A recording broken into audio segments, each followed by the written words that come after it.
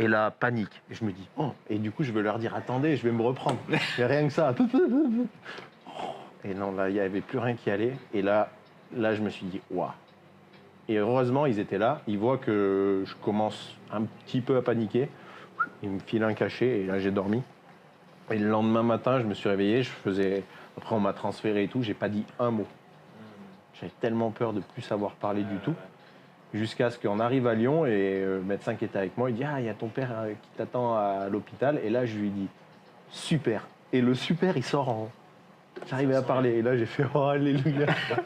Et après, le soir, là, ça a été carnage pendant encore bien 10 jours.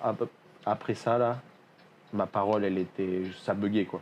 J'avais le manque du mot. C'est un syndrome. Je veux dire, ah, ben, elle est belle, cette plante. J'avais pas le mot plante.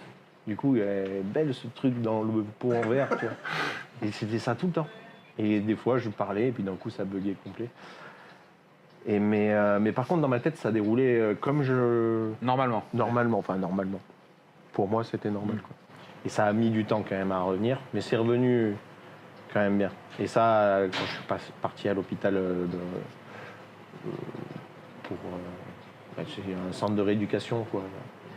Ça c'est quelque chose que j'ai travaillé pour retrouver une parole fluide et tout ça. Ça a pris 3, 4, 5 semaines pour retrouver vraiment une façon de parler.